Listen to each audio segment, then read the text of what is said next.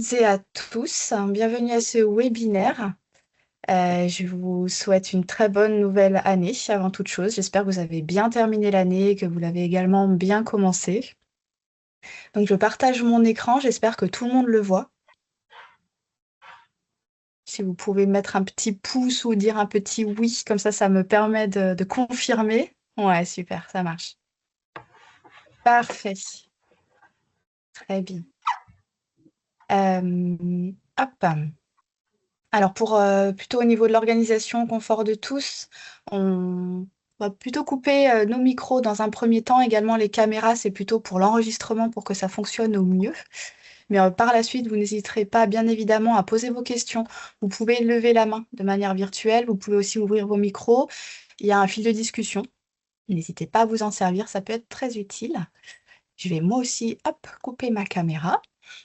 La réunion, comme je vous le disais, elle est enregistrée, elle sera partagée comme chaque année hein, sur le YouTube de la CAF de la Savoie. Et puis après, on partage le support sur le site de la CAF, donc voilà, sur le caf.fr à la page des actions parentalité et également sur le Padlet des ressources parentalité. Voilà, donc ce matin, ce qu'on vous propose, c'est une présentation à deux voix. Donc moi, je me représente pour les personnes qui rejoignent le réseau et qui ne me connaîtraient pas. Morgane Personnaz, je suis conseillère thématique parentalité à la CAF de la Savoie. Donc je pilote l'ensemble des dispositifs d'accompagnement, de soutien des parents à l'échelle du département et également donc sur le pilotage du réseau parentalité 73, comme vous pouvez le voir dans ma signature. Et donc, c'est Valentine Costa, animatrice départementale parentalité, qui co-animera avec moi ce webinaire ce matin, et donc qui travaille au sein de la FOL de la Savoie en délégation de mission de la CAF. Alors, on va passer 2 heures ensemble. Le déroulé de la matinée, ça va être le suivant. Je vais être assez rapide pour vous faire des rappels de cadrage sur l'appel à projet, mais en fait, il n'y a pas de nouveauté cette année, donc c'est des choses que vous connaissez déjà. Donc, ça va aller relativement vite. Ensuite, vous faire un focus sur la thématique de la parentalité, qui se différencie d'une activité, d'une action de loisir. Donc voilà, on va rentrer un petit peu dans ce sujet-là pour bien que vos dossiers soient fléchés sur le sujet du soutien à la parentalité. Et puis, Valentine prendra la suite pour présenter et vous aider à prendre en main un livret qu'elle a créé sur des techniques d'évaluation. Un livret qui est vraiment très chouette, vous le verrez par la suite, et surtout bien fléché sur le sujet du soutien à la parentalité. Voilà, alors quelques rappels du cadrage de l'appel à projet. Simplement pour vous redire que par an et par structure, vous êtes limité à 2 projets, donc par structure, des projets structurants hein, qu'on vous invite vraiment à prioriser sur l'axe bien fléché de la parentalité. Alors j'ai mis un petit warning ici, c'est simplement comme c'est la deuxième année qu'on peut faire que vous pouvez déposer des projets de manière pluriannuelle, c'est de regarder ce qui vous a été accordé l'année dernière pour que vous ne dépassiez pas en fait le nombre maximum de 2 projets structurants par an. Donc n'hésitez pas à retourner chercher vos notifications qui vous sont envoyées chaque année par courrier postal pour que vous soyez toujours bien dans ce cadrage. Et si vous avez un doute, bien évidemment, vous n'hésitez pas à revenir vers moi. En termes de financement, pour un dossier, ça n'a pas changé, hein. On va toujours jusqu'à 4 000 euros ou jusqu'à 5 000 euros, donc ce sont bien des plafonds. Non, non, j'écoute juste, mais si t'attends bien. Il y a des micros ouverts. Merci. Donc jusqu'à 5 000 euros, ce sont pour les projets qui s'inscrivent dans le cadre de la semaine de la parentalité ou pour des projets d'aide au démarrage d'un nouveau lieu d'accueil enfants-parents. Le financement peut toujours s'effectuer jusqu'à 80% du coût total du projet. Ça veut dire qu'il faut toujours que vous trouviez 20% de cofinancement ou d'autofinancement hein, pour que votre projet puisse être financé pleinement. Et aucun financement inférieur à 1 500 euros par an et par projet ne sera pris en compte par la CAF. Alors cette phrase est bien écrite dans ce sens-là, c'est-à-dire que l'appel à projet, hein, je vous le rappelle, il est bien cofinancé par la CAF et par le département. Donc si toutefois vous êtes une petite structure, vous avez un petit projet et vous souhaitez demander moins de 1 500 euros dans le cadre de l'appel à projet des actions parentalité, vous pouvez quand même nous contacter, on peut en échanger et possiblement le département, après instruction, peut financer un dossier inférieur à 1 500 euros. Comme je vous le disais, hein, vous avez toujours cette possibilité de déposer des projets de manière pluriannuelle. Les conditions à respecter, c'est d'être soutenu par la CAF depuis au moins 2 ans et puis de présenter des bilans qualitatifs, quantitatifs et financiers qui soient satisfaisants. Et la durée du pluriannuel va jusqu'à maximum 4 ans.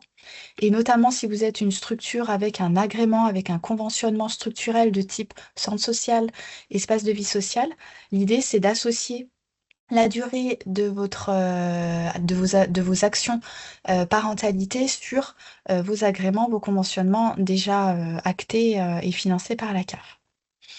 Et puis, pour terminer, le fléchage thématique de la prochaine semaine de la parentalité, qui aura lieu du samedi 30 mai au dimanche 6 juin, c'est être parent à travers les épreuves de la vie. Alors là, je vous amène sur le Padlet. Hop, alors on va faire un petit tour sur le Padlet. Tac. Simplement pour vous montrer, donc le Padlet, vous y accédez toujours de la même manière, à savoir dans ma signature de mail, dans la signature de mail de Valentine. Si vous avez besoin, on vous renvoie le lien, bien évidemment. On vous invite à le mettre en favori de votre moteur de recherche pour l'avoir toujours sous la main.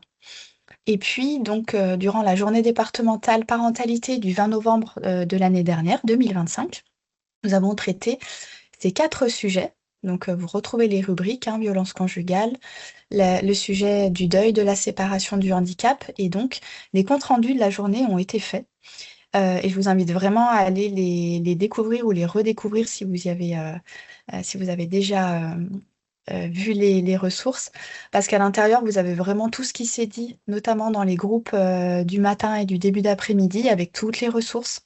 Donc, c'est vraiment une mine d'informations et aussi de noms de partenaires que vous pouvez mobiliser dans le cadre de la prochaine semaine de la parentalité. Voilà.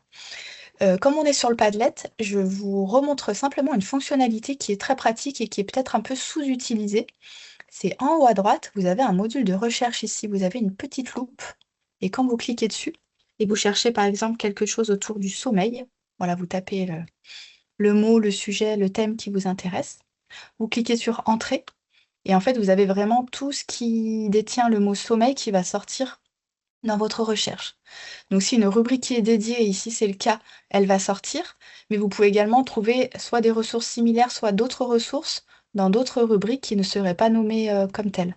Donc c'est plutôt intéressant pour, en un clic, en fait, chercher vraiment toutes les ressources qui vont correspondre à votre sujet du moment.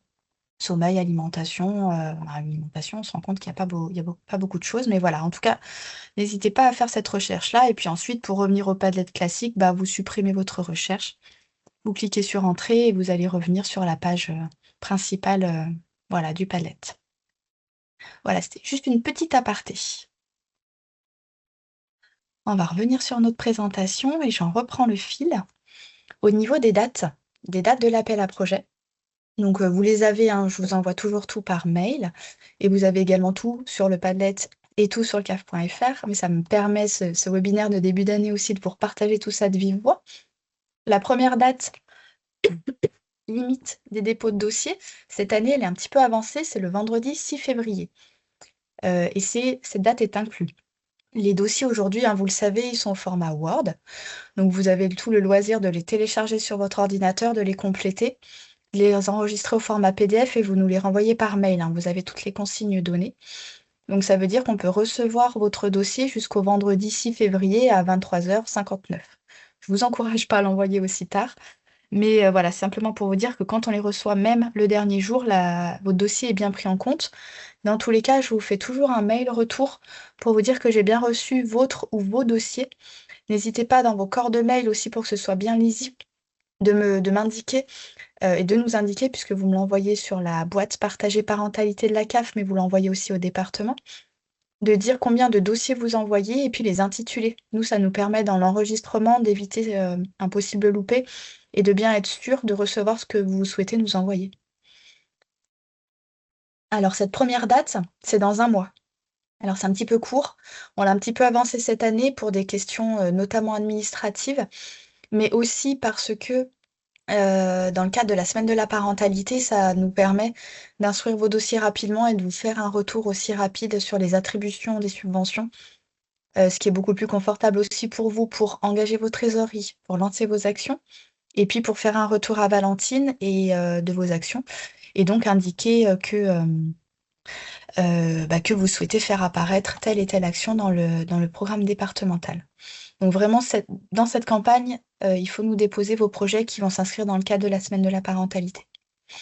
Nous, on va profiter des vacances scolaires pour ne pas prendre de répit et pour instruire vos dossiers. Et donc, pour avoir le premier comité d'animation le jeudi 5 mars matin. Donc, c'est assez rapide.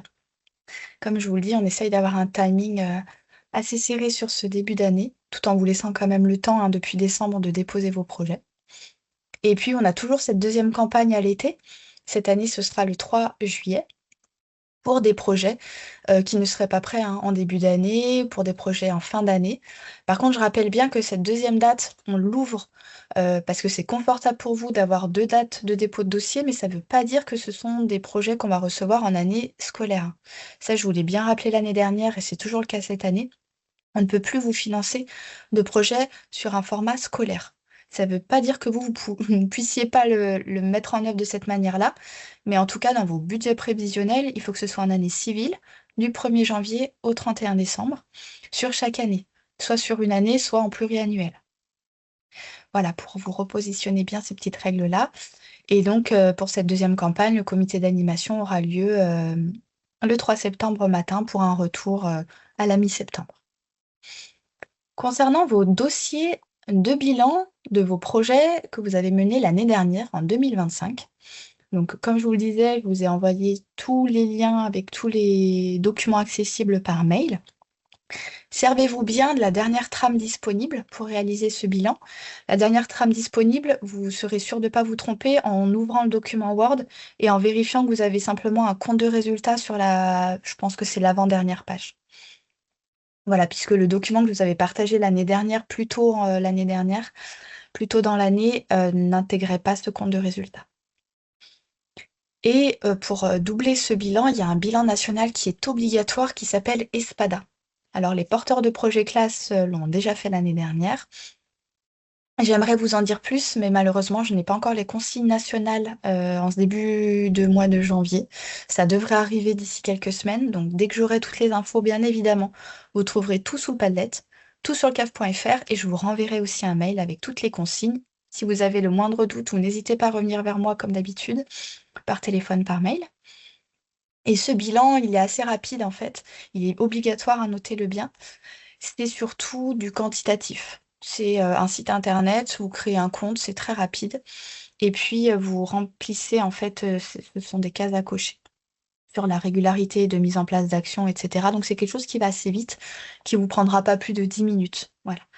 Pour vous rassurer aussi sur ce bilan complémentaire à celui qu'on vous demande déjà en savon.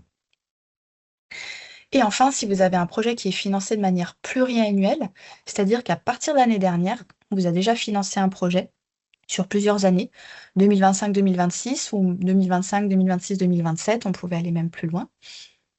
Chaque projet que vous nous avez déposé l'année dernière attend un bilan, hein, cette année. Pour tous les projets, pluriannuels ou pas pluriannuels, il nous faut un bilan, quoi qu'il en soit. Par contre, la pluriannualité, elle a ce gros avantage, c'est que pour ces dossiers, pour ces projets-là, bien évidemment, vous ne redéposez pas de projet.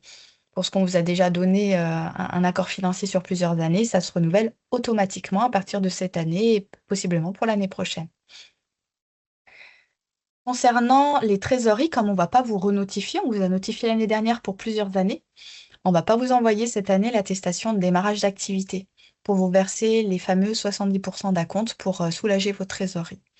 Donc, si vous êtes dans ce cas-là, vous pouvez aller dans le Padlet, vous y trouverez une attestation de démarrage d'activité 2026 qui est vraiment faite pour spécifiquement, je vais vous la montrer en 2 secondes, comme ça vous la verrez, spécifiquement pour les projets de manière pluriannuelle. Donc dans la rubrique des actions parentalité, vous descendez, vous avez tous les documents comme d'habitude. Et puis en bas, vous avez cette fameuse attestation de démarrage d'activité. Donc pour ceux qui ne la recevront pas, vous pouvez la télécharger depuis le Padlet. Et elle a simplement, en particularité, ces 2 cases à cocher supplémentaires. Comme vous ne redéposez pas de projet, l'idée, c'est simplement que vous nous disiez si le projet il est identique à celui que vous avez mené en 2025, ou s'il évolue, et s'il évolue, simplement les sujets, les thèmes, si c'est le format qui bouge, et ça peut être plusieurs choses en même temps, hein, et puis quels sont vos prestataires extérieurs. Ça vous libère vraiment du dossier, vous ne redéposez pas un dossier, simplement vous nous donnez ces quelques petites indications-là. Comme d'habitude, vous le complétez bien. Sur le responsable légal, ici, le nom, le prénom, la structure, hein, parfois c'est oublié, le nom du projet, hein, pour qu'on sache bien comment on vous a notifié. Donc reprenez votre notification d'accord. Quand est-ce que l'action elle a démarré en 2026? Ici vous complétez, vous datez, vous signez et nous, ça nous permet, à compter de mars, de vous, libérer un acompte de 70, ce qui est toujours intéressant, de votre côté pour votre trésorerie et pour vos projets. Voilà pour cette partie. Morgane, il y a 2 questions dans le chat. Ah Peut-on oui, savoir quels merci. chiffres sont demandés par Espada pour préparer la saisie et peut-on envoyer dès maintenant le démarrage de l'activité ou faut-il attendre obligatoirement mars? Alors pour, ce qui sera demandé dans Espada, c'est, ça va être, alors je l'ai pas en visibilité, hein, mais j'imagine, le nombre de parents différents qui ont participé à vos actions et ça va être en fait des données, mais que vous connaissez déjà. Par contre, moi, j'ai pas de visibilité, c'est la première fois que la CNAF met en place Espada pour les actions parentalité et aujourd'hui, j'ai pas de, j'ai pas de trame d'exemple en fait sous les yeux, donc je vais pas vous dire de bêtises, mais vous verrez, c'est quelque chose d'assez rapide et qui va pas vous mettre en difficulté dans tous les cas. Donc là, je vous demande juste un petit peu de patience pour ces données-là. Et concernant le démarrage de l'activité, si vous avez démarré une activité financée de manière pluriannuelle au 1er janvier 2026, vous pouvez d'ores et déjà préparer votre attestation de démarrage d'activité et puis me l'envoyer. Moi, je vais simplement la mettre de côté et je pourrai la traiter qu'en mars.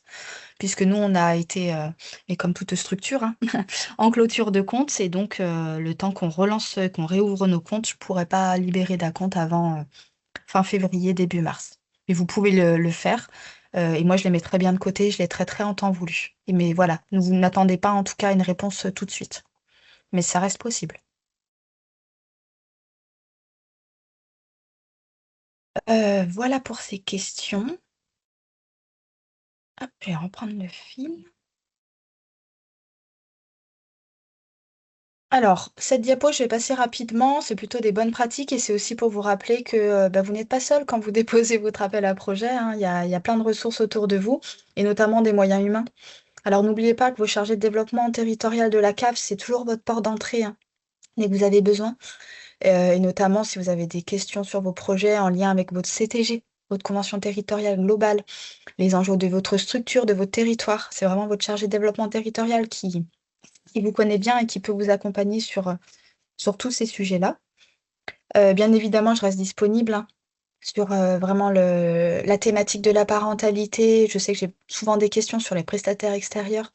N'hésitez pas à me solliciter et puis vous pouvez également mobiliser Valentine, sur un volet là plutôt méthodologie de projet. Si vous souhaitez des conseils, si vous souhaitez travailler en partenariat avec une structure, pas loin de chez vous, sur votre secteur, votre territoire, en coordination avec d'autres partenaires. Elle va vraiment aussi pouvoir, Valentine, à cet endroit-là, vous être ressource et vous accompagner. Donc voilà, vous n'êtes pas seul.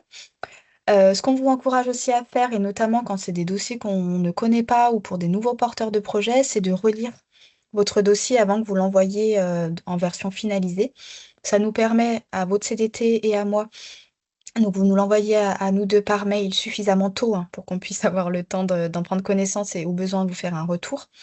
Et comme ça, on peut éventuellement vous questionner, vous aiguiller ou de me poser des petites questions complémentaires pour passer votre dossier ensuite facilement en comité.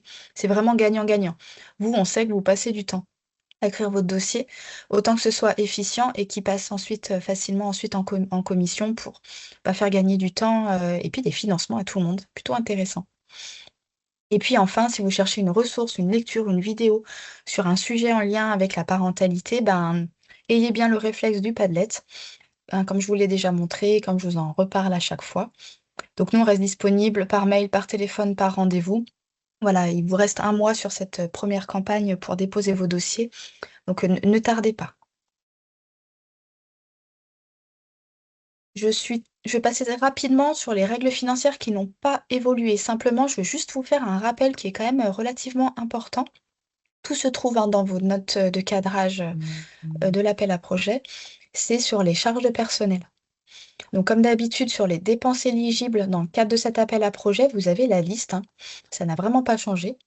Et puis, sur les charges de personnel, on vous demande bien évidemment de les faire apparaître dans vos budgets prévisionnels parce que vous avez de la coordination, parce que il y a des professionnels de vos structures, et c'est souvent d'ailleurs vous en vidéo ce matin qui nous écoutez, qui, qui coordonnez ces projets. Donc, vous les mettez bien. Simplement, ces charges de personnel, elles ne peuvent pas être prises en compte dans le calcul des dépenses qu'on va retenir pour vous attribuer une subvention. Sauf si le projet parentalité, donc le dossier que vous nous déposez, il génère une augmentation du temps de travail d'un salarié. Et dans ce cas-là, votre structure, donc vous, porteur de projet, vous devez simplement être en mesure de justifier de cette augmentation du temps de travail en cas de contrôle. Et comment est-ce que vous pouvez le justifier? Ben, c'est soit avec un avenant au contrat de travail, soit avec le paiement des heures complémentaires ou supplémentaires qui sont affectées au projet. Je vous le rappelle bien parce que si vous voulez faire valoir ceci, il faut dans le dossier en page 11, vous avez une question hein, qui est dédiée, il faut vraiment que vous cochiez oui, si vous souhaitez valoriser du temps de travail qui est augmenté par le fait de déposer un projet action parentalité dans votre structure. Vous avez cette question hein, qui est posée de manière très lisible. Est-ce que ce projet il génère une augmentation du temps de travail d'un salarié? Vous avez le détail que je viens de vous dire. Et là, vous cochez oui ou non. Mais en tout cas, soyez bien précis si vous souhaitez cocher oui, en nous donnant le nom, le prénom, la fonction de la personne concernée, ce qui va permettre ensuite de regarder le budget prévisionnel et au besoin de valoriser des charges directes de salaire pour venir attribuer la subvention. Donc voilà, je souhaitais simplement bien vous remettre en visibilité, c'est possible. À ce stade, est-ce qu'il y a des questions? Je fais une petite pause de présentation.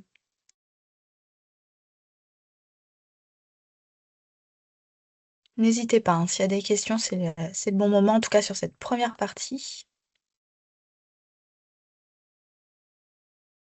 Ça a l'air d'être bon. Bon, je continue, si jamais il y a d'autres des questions qui vous reviennent à la suite, vous n'hésiterez pas à les poser. Alors, ce que je souhaitais vous présenter maintenant, je suis perdue dans mes fenêtres, c'est la bulle de la parentalité. Alors, je vais sortir de ma présentation.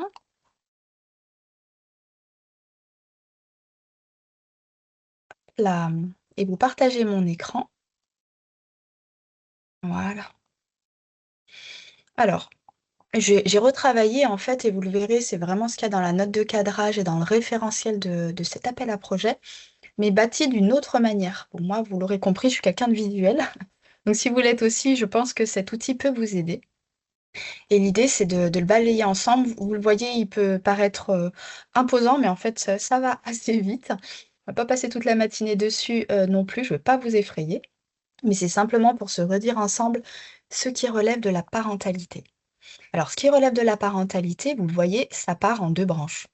Les deux branches, alors la première, la rose, ce sont les actions pour et avec les parents. Alors, je ne sais pas si vous voyez ma souris qui peut aussi vous aider dans ce que je vous montre. On voit bien. Ah, bah c'est super. Merci Valentine.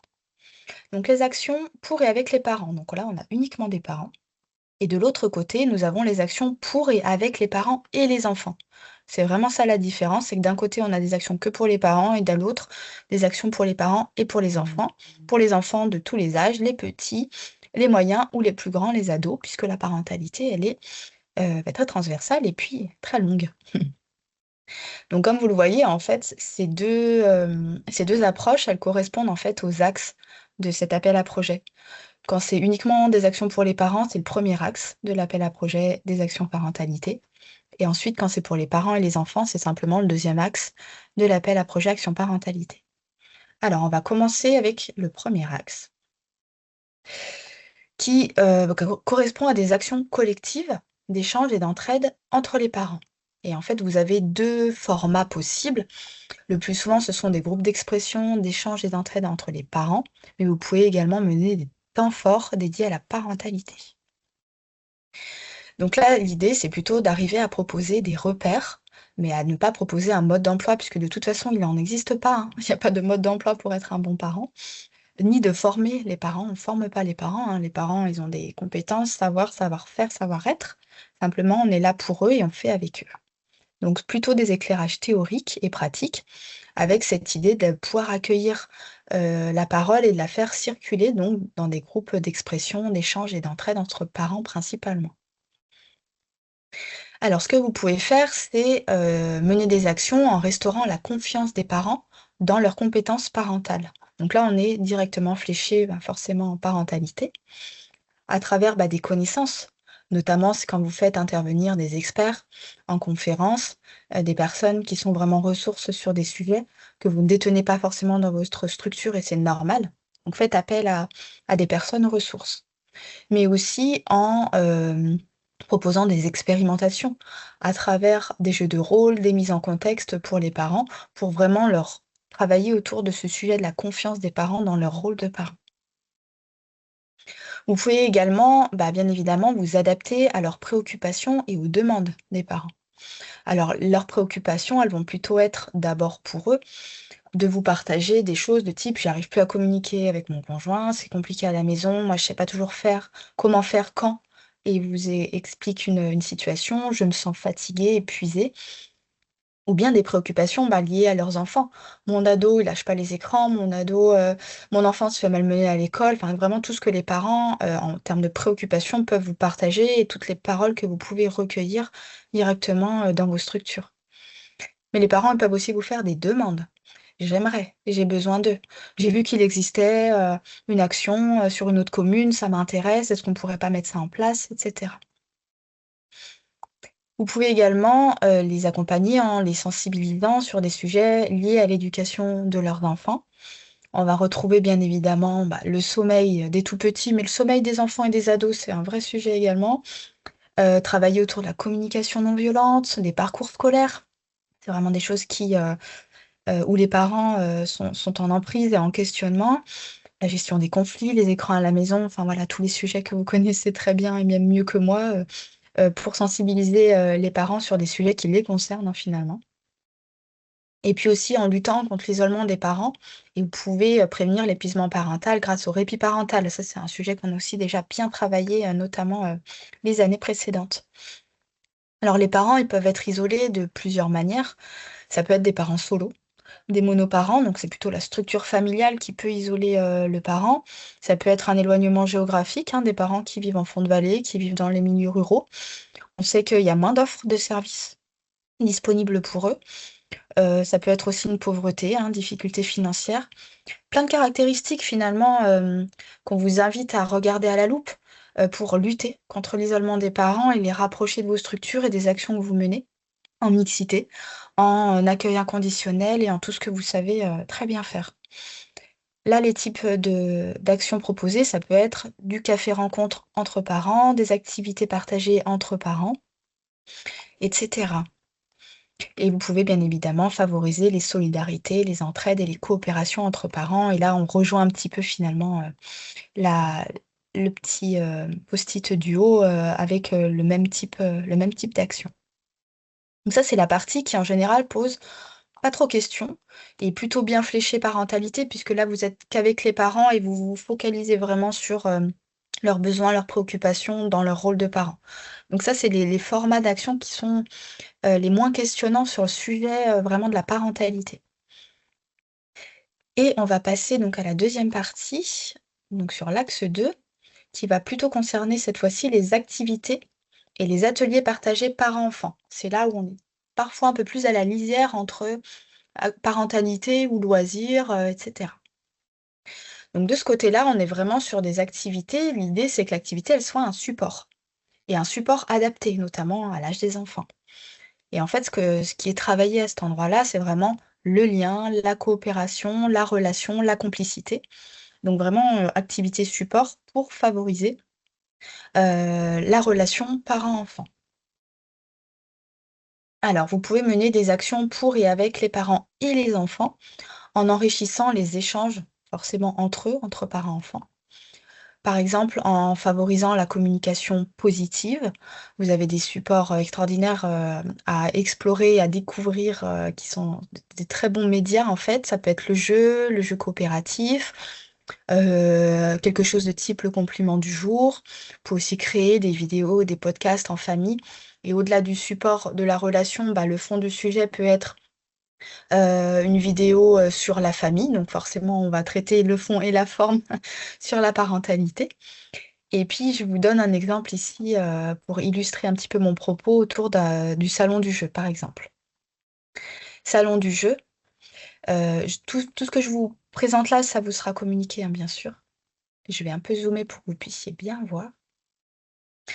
C'est toujours de vous questionner entre ce qui fait de cette action du soutien à la parentalité, par rapport à une action plutôt de loisir ou familiale, qui est aussi intéressante, mais qui n'est pas forcément à la cible de cet appel à projet.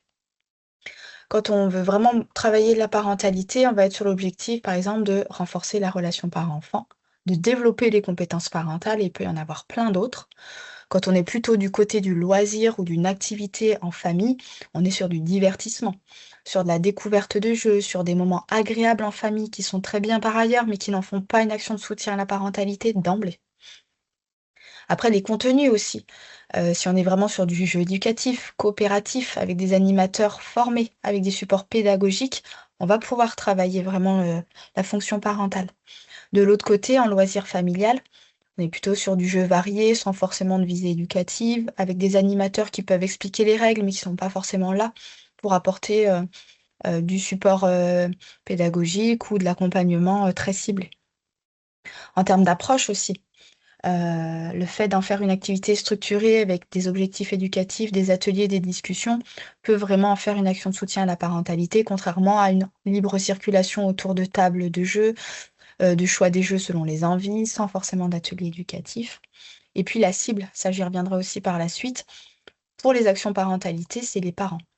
Les parents d'abord et possiblement les parents et les enfants. Parfois aussi des professionnels, ça va dépendre de votre regard sur le projet. Pour une activité de loisir familial, on parle vraiment là de famille et éventuellement de joueurs de tous âges. On va pas cibler d'emblée sur d'abord les parents et ensuite les parents, les enfants.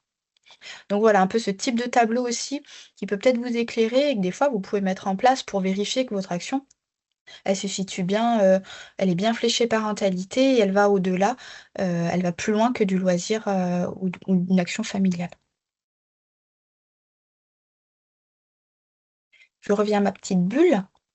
Vous pouvez favoriser des moments privilégiés de complicité entre les parents et les enfants avec, ici, plutôt des espaces-temps et notamment des espaces dédiés, ben, au service du lien parent-enfant. Avec le Snozelen, vous pourrez travailler tout ce qui est sensoriel. Avec la cuisine, on peut travailler tout ce qui est créatif. Avec un jardin partagé, on peut se rapprocher de la nature, et cetera, et cetera. C'est simplement quelques exemples pour illustrer. Les rituels aussi, c'est des choses importantes, dans la vie des familles et vous pouvez aussi travailler autour de rituels parents-enfants, des temps de lecture partagés, travailler autour des émotions avec des outils comme les cartes des émotions et cetera. Et puis mener, des projets communs. Création d'un album photo, de nouveau, hein, de la famille ou d'autres choses, mais en tout cas des supports qui vont favoriser des moments vraiment qui sont privilégiés de complicité. Je fais un petit zoom sur l'opération première page pour illustrer ce propos. Ça va parler à certains, peut-être moins à d'autres. Très rapidement, en première page, c'est une action départementale, ça existe même en Haute-Savoie, mis en place par, Savoie Biblio et en fait, l'objectif, c'est vraiment d'accéder aux livres, à la culture de l'écrit, d'accompagner les parents dans la recherche, de l'éveil de leur enfant, en fait et puis de sensibiliser les parents au développement du langage par le biais du livre. Donc il y a un album, en fait, qui est remis aux parents d'enfants qui sont nés ou adoptés, dans l'année. Les familles reçoivent un courrier, et puis, il y a un livre de la petite enfance qui est choisi par un jury, avec aussi des propositions artistiques pour animer les albums sélectionnés et mobiliser, bah, certains d'entre vous, hein, qui proposent des temps de lecture pour les tout petits avec leurs parents. Alors typiquement, il y a beaucoup de professionnels et de structures concernées par Opération Première Page, avec des objectifs qui sont bien ciblés parentalité, mais on a pu noter par exemple que pendant le Covid, comme les actions se sont beaucoup arrêtées et ont repris assez lentement par la suite, Opération Première Page proposait des temps en plus petits groupes pour les parents, pour aider les parents à se rapprocher du livre, à des parents qui ne seraient pas lecteurs, pour qu'ils puissent créer des temps de lecture avec leurs enfants. Et aussi ramener le livre à la maison et créer ces rituels de fin de journée ou d'autres moments pour prendre des temps de lecture avec leurs enfants. Donc voilà, on peut se rendre compte aussi qu'il y a des projets, même qui sont très intéressants et très, importants à l'échelle départementale, qui parfois s'essoufflent, qui reprennent, avec des contextes aussi, sociétaux qui évoluent et donc voilà, Opération Première Page vient bien illustrer ça. C'est une action très intéressante, mais on se rend compte que quand c'est en plus petit comité, ça fonctionne quand même beaucoup mieux et on vient mieux travailler la parentalité que quand ce sont des spectacles, pour beaucoup de parents. Donc voilà, on peut aussi avoir cette lecture fine, des actions proposées. Vous pouvez permettre des nouveaux modes de relation à partir d'activités partagées, avec des découvertes mutuelles pour changer aussi un peu les fonctionnements, que les familles connaissent, où c'est, l'enfant qui peut partager ou enseigner quelque chose à son parent. C'est aussi important de changer de regard par moment, de rendre l'enfant et son rôle actif et de lui dire: «Bah, aujourd'hui, c'est toi qui vas, choisir, l'activité qu'on va faire ensemble», voilà. Changer aussi un petit peu d'angle, de regard. C'est des choses que vous pouvez travailler, qui sont vraiment, très intéressantes et qui viennent dans la finesse aussi éclairer la parentalité. Vous avez plein d'outils, hein, possibles pour faire ça, des carnets de bord partagés, voilà, je vous ai simplement donné une idée, mais il y en a plein, plein, plein, si c'est quelque chose qui vous intéresse. Et puis, pour terminer, bien évidemment, toujours valoriser les rôles et les compétences des parents dans le cadre des actions où les enfants sont présents. C'est-à-dire que on va valoriser savoir-faire, savoir-être du parent, valoriser aussi tout ce qui est positif dans la relation parent-enfant, puisqu'à ce moment-là, les enfants sont présents. Donc c'est vous avec votre regard expert qui êtes en capacité aussi de vraiment de souligner tout ce qui est beau, tout ce qui fonctionne pour donner, cette belle place, aux parents dans la relation avec leurs enfants. Vous avez plein d'outils qui existent, des murs de réussite avec, partage d'expériences qui sont positives et je vous fais juste un zoom très, très rapide sur les instantanés ici qui sont vraiment, dans cette cœur de cible, qui sont en fait des clowns. Qui viennent alléger les quotidiens, bah, douloureux, difficiles des parents et notamment dans les cadres, hospitaliers et dans le cadre du soin. Mais ils interviennent également, moi je les connais par cet angle-là, à la Buissonnière, à Brisson-Saint-Innocent, qui est un centre parental et où ils sont vraiment vecteurs, médiateurs du lien, parent-enfant, où ils arrivent à apaiser, les tensions, à restaurer aussi une dynamique qui est sécure pour les parents et les enfants qui ont des parcours de vie, qui sont quand même parfois, ouais, bien douloureux. Hem et ils arrivent à reprendre, voilà, des paroles de parents pour souligner, pour renforcer. Ils amènent aussi de la musique. Donc voilà, ils sont vecteurs, et médias en tout cas, en de tout ça et grâce à eux et ben, il y a certains retours au domicile qui sont réussis, de parents et d'enfants qui peuvent, retourner chez eux et où la qualité du lien, elle a pu être aussi un peu restaurée grâce à ces interactions-là. Donc voilà, il existe plein de ressources et de prestataires aussi que vous pouvez mobiliser à ces endroits-là pour vraiment valoriser les compétences des parents.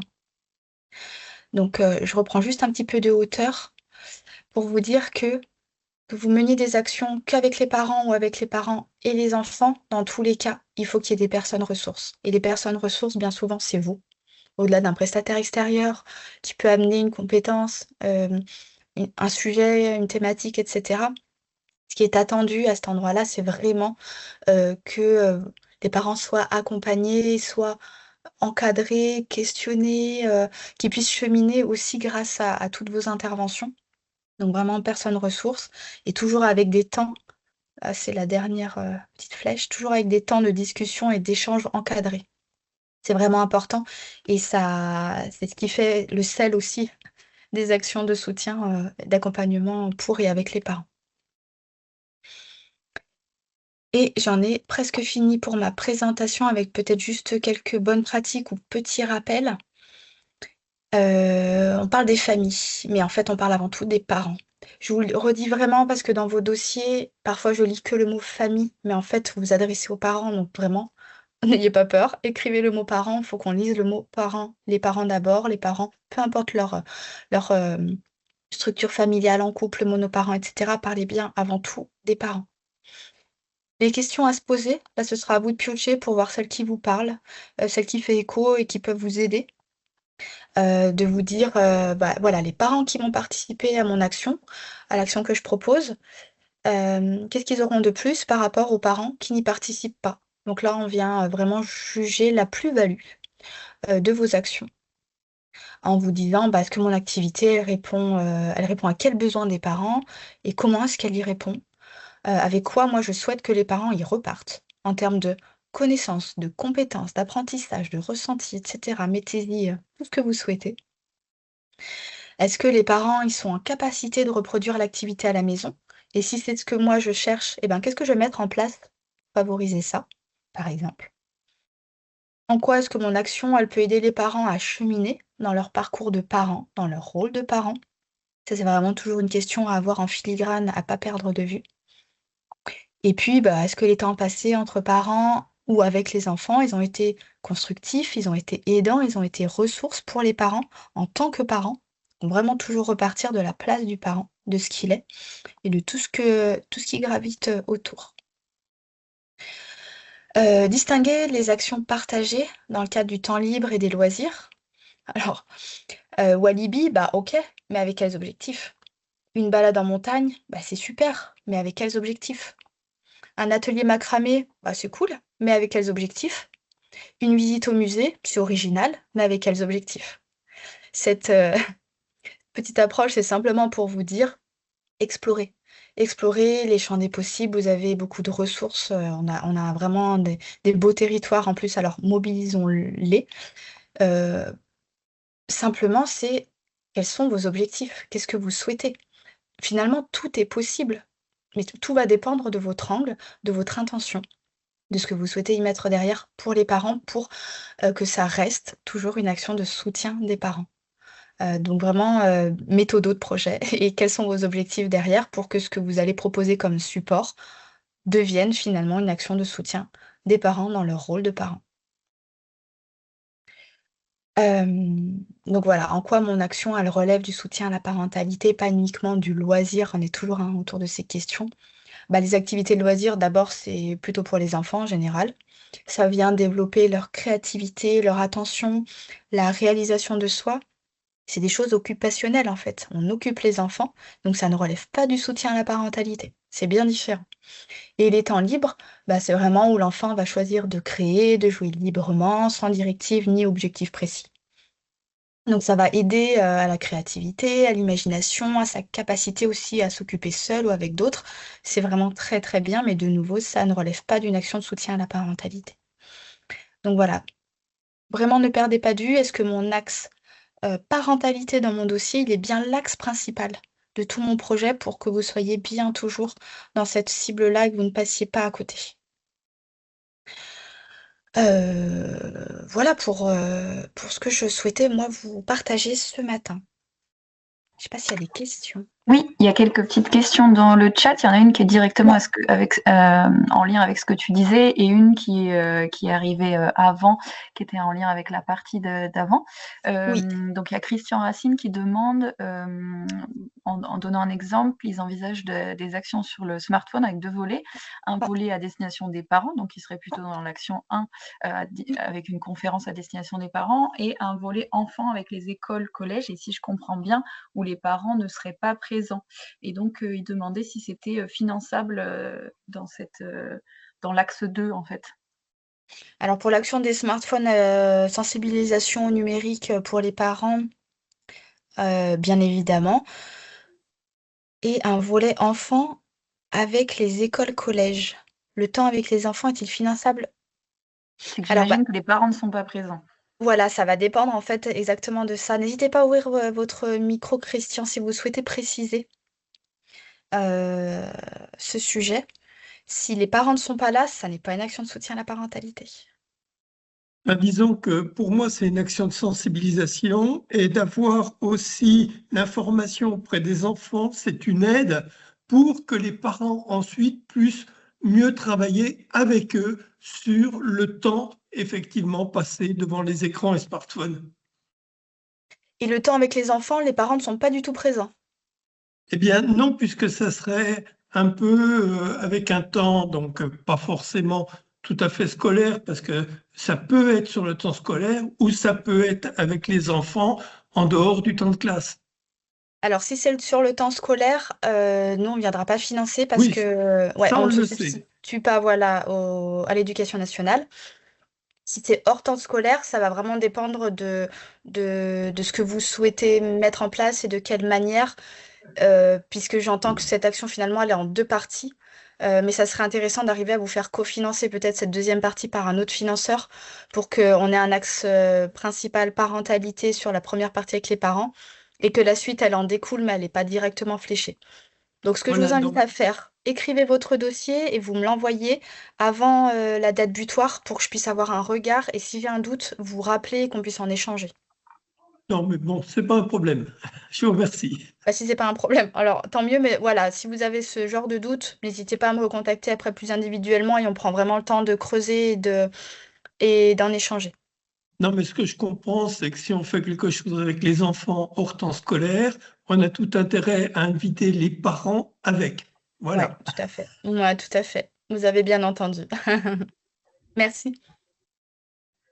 Et après, Christelle, est-ce qu'une augmentation du temps de travail sans avenant ou sans rémunération des heures supplémentaires peut être mise en avant? Non, c'est vraiment, je vais hop, arrêter ce partage, revenir sur ma diapo. Tac. On est sur l'avenant au contrat. Je refais ça. Avenant au contrat, paiement des heures supplémentaires. C'est vraiment les deux principes qui seront contrôlés en cas de contrôle et qui permettront de ne pas vous mettre en difficulté. La récupération des heures, elle n'est pas comprise dans ce qui pourra être contrôlé pour qu'on puisse prendre une partie des charges de personnel en financement.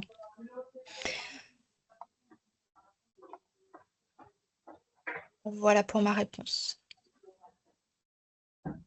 C'était tout bon au niveau des questions?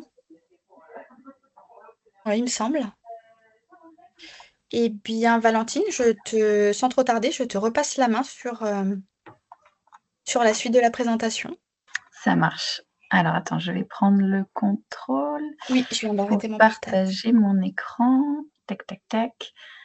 Alors, zoup, petit moment technique. Et est-ce que vous voyez mon écran? Oui, on voit ton écran. Alors, on voit la discussion, en fait, du webinaire. La discussion. Enfin, la C'était discussion, tout ce que je voulais partager. Alors, on recommence. Oui, j'ai cliqué sur le mauvais truc. OK, là, normalement, vous devriez voir ma présentation. Oui, ça y est. Allez, nickel. Déjà bonjour à tous et à toutes. Donc je rappelle, moi je m'appelle Valentine Costa pour ceux et celles qui ne me connaîtraient pas. Je travaille pour la FOL et avec une délégation de mission de la CAF pour animer le réseau Parentalité 73, donc le réseau des professionnels de la parentalité en Savoie. Et dans le cadre de ma mission, j'ai pris l'initiative de développer un livret sur les techniques d'évaluation avec un focus évidemment parentalité puisque c'est le centre de ma mission et ce qui nous réunit aujourd'hui. Alors pourquoi? Tout simplement parce que vous êtes des professionnels peut-être de la parentalité, mais pas forcément des professionnels de la méthode de projet et de l'évaluation. Pour peut-être certains ont été formés à ça, mais c'est pas toujours le cas, notamment quand on est vraiment sur le terrain et souvent l'évaluation, c'est ce qui nous fait un peu suer, très honnêtement, parce que ça prend du temps, parce que c'est pas si simple, parce que aussi des fois on a des craintes sur voilà, pas réussir à le faire correctement ou de manière efficiente. Et moi, je sais que dans mes précédents postes, c'est quelque chose que j'aurais aimé avoir comme outil. Donc, c'est pour ça que j'ai pris le temps de le faire. Et cet outil, donc, vous pouvez déjà le retrouver sur le Padlet. Je vais vous envoyer le lien dans la conversation. C'est un outil qui se veut simple et accessible, je l'espère, sous forme de livret. Alors, vous allez voir, il fait 53 pages, mais ne vous inquiétez pas, c'est pas 53 pages de blabla sur l'évaluation. En réalité, vous avez une petite dizaine de pages vraiment sur qu'est-ce qu'on parle de quoi on parle quand on parle évaluation, à quoi ça sert, formuler des objectifs, etc. Et en fait, la plupart des pages restantes, la quarantaine de pages restantes, c'est des outils concrets à aller piocher, à aller regarder. Voilà, donc pour que ça ne nous fasse pas peur. J'ai une petite heure pour vous parler de ce livret. L'objectif, c'est évidemment pas de vous former à l'évaluation, je n'aurais pas cette ambition, ni de vous proposer un panorama exhaustif de toutes les méthodes et techniques d'évaluation, mais simplement voilà, de pouvoir vous présenter un peu l'outil pour qu'il y ait une prise en main plus facile. Et évidemment, suite à cette visio, je reste disponible si vous voulez qu'on prenne un temps pour en parler en individuel ou en groupe sur votre territoire.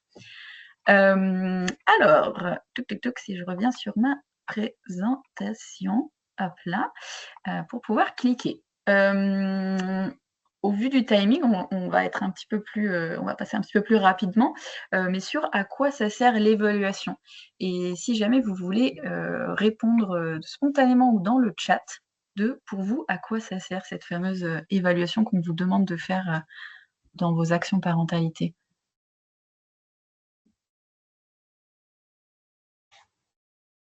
À part vous ennuyer, évidemment. Vous embêter. À quoi ça peut bien servir? Alors, du coup, à vérifier si les objectifs ont été atteints. Effectivement, les objectifs qu'on se fixe en amont. À construire les actions futures, tout à fait. Ça permet de se rendre compte, OK, est-ce que ce qu'on a fait, ça a bien fonctionné? Pourquoi ça a bien fonctionné? Qu'est-ce qu'on veut faire à partir de ce qu'on a déjà fait? Diagnostiquer, prendre du recul et lever les freins, tout à fait. Améliorer nos actions. Améliorer nos actions, ça peut être à la fin pour la période suivante, mais aussi pendant, au cours de vos projets et de l'année. Justifier du bon usage des financements reçus, tout à fait, et donner du sens. OK, vous êtes en plein dans le mille. Alors, je reviens sur la présentation. En résumé très court, effectivement, ça permet d'analyser son action en cours de route. Souvent, on voit l'évaluation comme étant quelque chose qui arrive à la fin. Or, vous êtes nombreux et nombreuses à faire des actions sur toute une année. Et donc, quand vous menez notamment un cycle d'ateliers, ça vous permet de vous rendre compte sur le premier atelier, est-ce que vous êtes planté ou pas du tout? Qu'est-ce qui a fonctionné? Qu'est-ce qui n'a pas bien fonctionné? Qu'est-ce que vous allez vouloir retravailler aussi? En vous disant, là, on n'est pas exactement dans l'axe qu'on voudrait. Donc ça, c'est très utile. Et bien évidemment, analyser son action à la fin de l'année.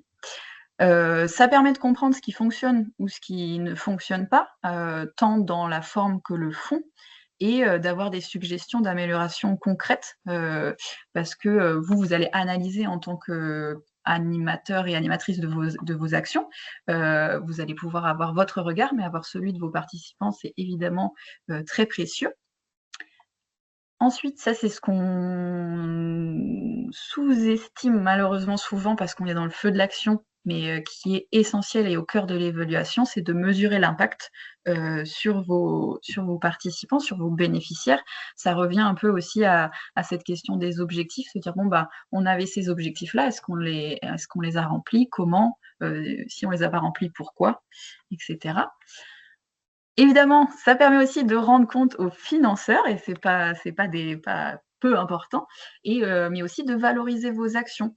Donc c'est évidemment important quand vous avez eu des financements de pouvoir montrer en quoi ils avaient raison de vous financer, j'ai envie de dire, et puis en quoi ça a fonctionné ou pas, sans avoir peur non plus, et ça c'est souvent une crainte qu'on a et c'est normal, mais sans avoir peur non plus si parfois il y a des actions qui ne fonctionnent pas et ça ne relève pas toujours nous, enfin de nos efforts. Et pour le coup, et là tu peux me contredire si tu veux, Morgane, ou appuyer ce que je dis, j'ai quand même l'impression que la CAF là-dessus a une marge de manœuvre. Enfin, moi, pour le coup, j'ai travaillé dans les projets européens avant ce poste, et là, j'ai envie de dire que c'était très tranchant. C'est-à-dire qu'il y avait, si le moindre chose non justifiée, en fait, on n'était pas financé, alors que là, il y a quand même une marge de manœuvre qui est un peu plus flexible. Donc de ne pas craindre non plus de pouvoir dire cette action elle n'a pas fonctionné, et parfois on n'a pas de participants, et malgré tous les efforts de com qu'on a pu faire et de construction de l'action. Oui, merci Valentine. Je me permets juste en effet Oui. de bien souligner, parce que ce que tu dis, c'est extrêmement juste. En fait, nous, on vous demande des bilans, alors je sais, c'est jamais sexy, c'est administratif, c'est obligatoire. Voilà, il y a rien qui plaît, on va dire, là-dedans. En fait, faites-le d'abord pour vous, bien sûr, pour vous et pour les parents.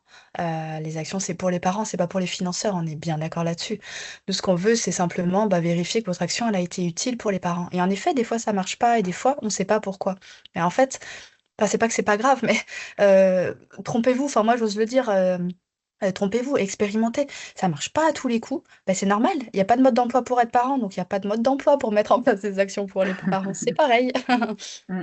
Et c'est pas grave en soi, du moment que vous êtes en capacité de comprendre, de justifier et de réajuster votre action, moi j'enlève jamais des financements pour ça, hein, très clairement. Pour moi, le travail est quand même fait. Voilà. Merci de ton témoignage. Sur la valorisation des actions, c'est aussi souvent l'évaluation que vous menez, alors comme le dit très bien Morgane, en fait, c'est chronophage, c'est du temps qu'on n'a jamais, on est toujours à courir après le temps, mais mine de rien, c'est aussi du temps que vous allez gagner pour d'autres tâches que vous aurez à effectuer plus tard, et notamment pour tout ce qui est bilan de l'année, etc. Pour tout ce qui est assemblée générale, ça vous permet en fait d'avoir des données concrètes, précises, réelles et analysées, sur lesquelles vous pouvez vous reposer, et vous pouvez les repiocher dans ces données-là.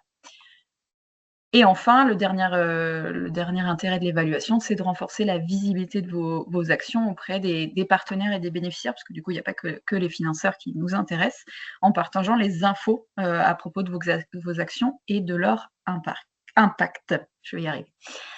Ça, c'était sur l'utilité. N'hésitez pas surtout à m'interrompre, et soit par le chat, soit par le micro, si vous avez des questions ou réactions. Donc, qu'est-ce qu'on va chercher à mesurer en fait dans l'évaluation? Parfois, c'est difficile de faire la différence entre c'est quoi un bilan et c'est quoi une évaluation. Donc, il y a plusieurs aspects. Le premier, ça va être la satisfaction des bénéficiaires. C'est-à-dire, est-ce qu'ils ont apprécié l'action? Qu'est-ce qu'ils ont aimé? Qu'est-ce qu'ils ont moins aimé? Pour avoir un peu un avis général. C'est évidemment important, c'est ce qu'on fait le plus facilement. Par contre, il ne faut pas que ça s'arrête juste à ça. C'est ça qui peut parfois un peu pêcher dans les évaluations, c'est si on s'arrête que à la satisfaction, c'est oui, bon, c'est cool, mais j'ai besoin d'un petit peu plus. La deuxième chose qu'on va évaluer, c'est les moyens mis en œuvre. Qu'est-ce qui a fonctionné ou qui n'a pas fonctionné? Peut-être qu'est-ce qui a manqué? Parce que parfois on n'envisage pas tout ce dont un parent aurait besoin ou envie. Le contenu et la forme, et ça, c'est ce qui va nous permettre en fait d'améliorer nos actions futures. Donc c'est quand même important. Ça, généralement, on a le réflexe de le faire parce que ça nous est directement utile et c'est saisissable. Et ensuite, ça va être l'impact sur les bénéficiaires, c'est-à-dire quelle est l'efficacité de votre action au regard des objectifs que vous êtes fixés. Moi, la question un peu phare, elle est dans le livret, mais à laquelle je trouve qu'il doit être important de pouvoir répondre, c'est en quoi l'action que vous avez menée a influencé les connaissances, les compétences, les attitudes ou les comportements des participants. C'est en gros à quoi ça a servi et comment vous le voyez, comment vous pouvez le mesurer. Ça peut être aussi avec quoi est-ce que vos bénéficiaires repartent de votre action en termes d'idées, d'envie ou d'actions à mener. Clairement, c'est ce qu'il y a de plus important, mais ce qui est aussi le plus difficile à mesurer, le plus parfois impalpable, notamment quand on est sur des actions très, très courtes ou par exemple, le plus dur clairement pour mesurer l'impact sur les bénéficiaires, c'est si vous menez une action de rue. sur un forum. C'est extrêmement difficile de mesurer et donc vous allez évidemment adapter l'exigence, on va dire, que vous allez vous mettre sur cette mesure de l'impact en fonction aussi de votre action. Si vous menez un cycle de 10 ateliers auprès d'un groupe captif, c'est le même groupe à huis clos pendant 10 ateliers, c'est bien évidemment beaucoup plus facile de mesurer l'impact. Et donc, la dernière chose, on en a déjà un petit peu parlé, avec l'impact, c'est donc l'atteinte de ces objectifs. Donc, dans quelle mesure les objectifs ont été atteints au regard des indicateurs définis en amont. Très important, les indicateurs, on va en reparler après. Donc, c'est ce que je vous disais, l'impact, c'est vraiment au cœur de l'évaluation et c'est l'idée de mesurer les effets concrets d'une action sur les bénéficiaires. Donc, c'est ce que je vous disais en comparant leur situation, leurs connaissances, compétences ou ressentis avant et après l'intervention. Et là, j'aurais donc cette petite question à vous poser. C'est comment est-ce que vous faites pour mesurer l'impact de manière simple sans avoir un doctorat en technique d'évaluation? Comment vous faites? N'hésitez pas à ouvrir votre micro, à écrire dans le chat. Ça peut être des petites choses ou des... Peut-être que vous êtes déjà des experts de l'évaluation bien plus formés que moi.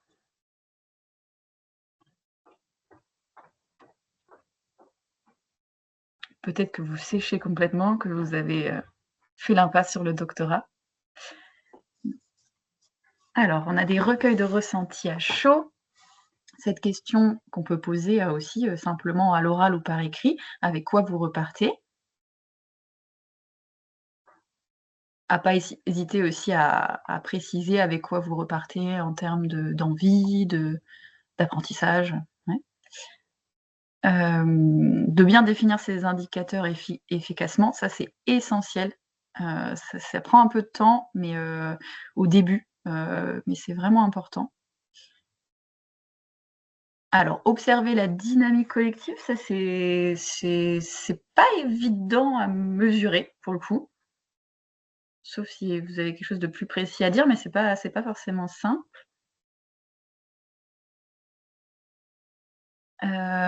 Évaluation à chaud via une ronde en fin d'atelier, rentre au milieu de la ronde ceux qui partagent. Oui, voilà, par exemple, où on se met, ça peut être en ronde ou en ligne, donc j'ai appris quelque chose sur moi, vous faites un pas en avant.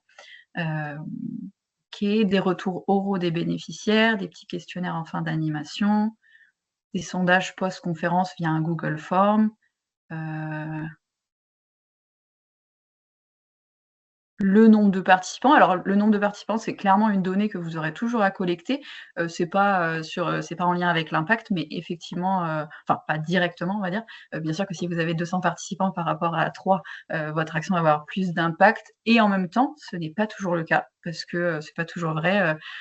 Parfois, un atelier avec très peu de personnes va avoir un impact beaucoup plus fort, mais ce sera dur à là aussi à mesurer. Tout est fait. Donc là, il n'y a pas de réponse magique. Il y a énormément de méthodes différentes. Moi, je vous donne quelques exemples. Vous en aurez plusieurs dans le livret. Quelque chose qui est assez simple à faire, qui peut se faire soit par écrit, soit de manière physique, en 3D, j'ai envie de dire. Ça peut être de demander aux participants de se positionner sur leur niveau de connaissance, leur ressenti ou leur représentation avant et après un atelier. Ça, c'est quelque chose qui permet de comparer assez rapidement. Je vous donne un exemple. Vous donnez un petit papier à remplir en début et à la fin est-ce que je me sens confiant de laisser mon enfant utiliser les réseaux sociaux sur une échelle de 1 à 10. Vous allez avoir un parent qui se positionne sur 4 et peut-être à la fin de l'atelier va se positionner sur 7 ou peut-être va rester exactement au même endroit. Et c'est intéressant d'aller, si la personne reste au même endroit ou si elle ne reste pas au même endroit, d'aller questionner qu'est-ce qui fait que ça change ou ça ne change pas. Ça, c'est une manière assez simple de le faire. Ça demande bien sûr un temps d'analyse après l'action. Ça peut être aussi d'inclure une question sur l'impact dans un questionnaire. Donc, par exemple, à l'issue d'une conférence sur le sommeil, vous pouvez, dans votre questionnaire, d'évaluation demander: «Pensez-vous pouvoir réutiliser un ou plusieurs rituels présentés par l'intervenante pour favoriser le sommeil de votre enfant? Si oui, lesquels?» Là, on est vraiment sur voilà, qu'est-ce que ça a comme impact concret? Et après, on va dire quelque chose qui est la plus difficile à mettre en place, parce que ça dépend de votre public et de votre type d'activité, mais c'est intéressant aussi à faire, c'est mettre en place une évaluation à chaud et une évaluation à froid, donc à chaud le jour J et à froid 3 mois plus tard.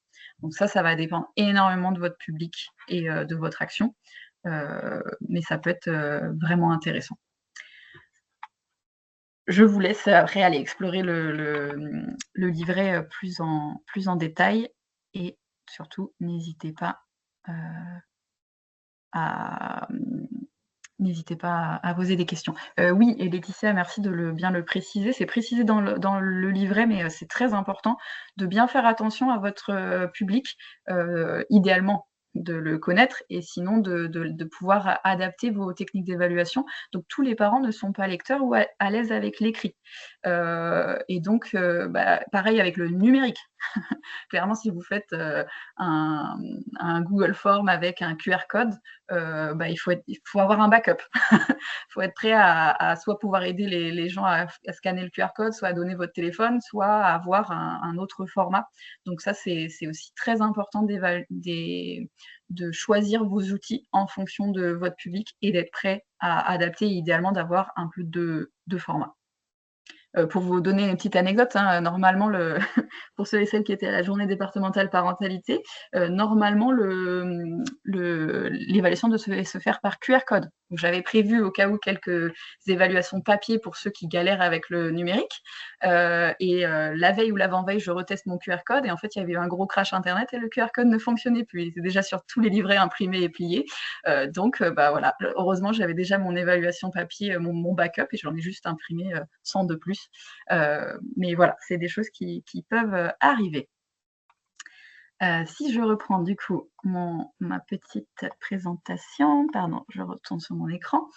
La partie la plus importante, c'est le début, c'est de formuler des objectifs et des indicateurs.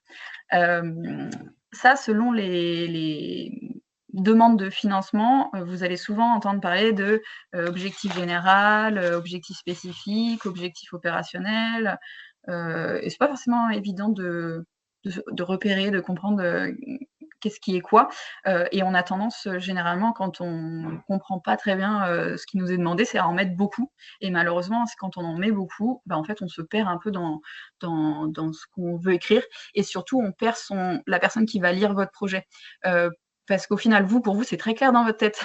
Mais par contre, ça l'est pas forcément pour un lecteur qui n'a pas échangé avec vous à propos de ce projet. J'ai essayé, je dis bien essayé, de le simplifier et de l'éclaircir. Vous me ferez des retours surtout si c'est clair ou pas pour bien différencier les différents objectifs. L'objectif général, c'est vraiment la grande intention. C'est ce que vous allez chercher à atteindre sur le long terme. C'est généralement pas directement mesurable, mais c'est ce qui va guider toute votre démarche. On n'en est pas toujours conscient et c'est utile de bien le formuler pour mieux comprendre si on y répond par nos actions. Je vous donne un exemple, hein, c'est réduire l'isolement des parents dans l'exercice de leur fonction parentale. Hyper large et globalement pas mesurable juste comme ça. Moi, je voulais être un peu honnête avec vous puisque j'ai aussi dû répondre à des appels à projets sur mes précédents postes. On va pas se leurrer.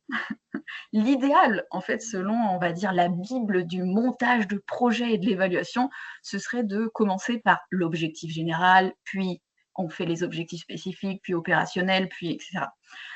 Dans l'arrêté, souvent, on commence par une idée d'action et on va rétro-pédaler. Parce qu'on a eu un échange avec des parents, parce qu'on a identifié un besoin, parce qu'on a rencontré un super intervenant et en fait, on va fonctionner à l'inverse. Donc, c'est pas forcément notre action, elle ne découle pas toujours d'un projet réfléchi. Par contre, bien sûr, elle va toujours s'inscrire dans le projet de votre structure, et ça, c'est extrêmement important de toujours vous y ramener. Donc si c'est le cas, il y a pas de souci de se dire: «Bah, j'ai une super idée d'action», mais par contre, ça veut pas dire qu'il faut pas faire, le processus inverse et ça va vous être vraiment très utile. Hem, donc vous allez, rebrousser, on va dire, chemin pour vérifier que votre action, elle a du sens, que c'est pas juste parce que c'est fun ou c'est sympa ou que c'est une opportunité, que vous avez à portée de main, mais de bien vérifier que ça répond à cet objectif précis, qui est porté par votre structure. Dans le livret, pareil, vous allez voir, vous avez pas mal d'exemples, j'espère pour appuyer bien ces différences.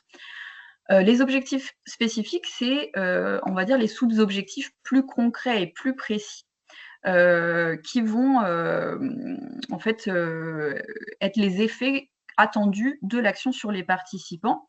Ils vont être en lien direct avec les différentes actions que vous souhaitez mener pour répondre à l'objectif général.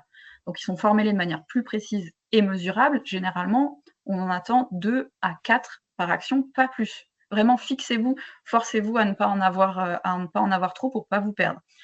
Par exemple, si je reprends, mon objectif général, réduire, l'isolement des parents dans l'exercice de la fonction parentale, un de mes objectifs spécifiques, donc sous-objectifs, sera peut-être de offrir un espace d'échange et d'écoute pour renforcer les compétences parentales. Et ensuite, mon action, ça pourrait être, par exemple, mettre en place un groupe mensuel de rassemblement de parents avec des intervenants extérieurs qui interviennent, je sais pas, 1 fois par mois, et cetera. Et ensuite, on a les fameux objectifs opérationnels. Et là, alors ça s'appelle objectif, mais c'est presque des actions concrètes qu'on va mettre en place pour atteindre ces objectifs spécifiques. Et donc là, ils sont vraiment plus précis et surtout, ils doivent être quantifiables. Donc ça peut être, par exemple, si on reprend toujours le même thème, un objectif opérationnel, donc une action concrète, c'est organiser une séance mensuelle avec un ou une intervenante qualifiée.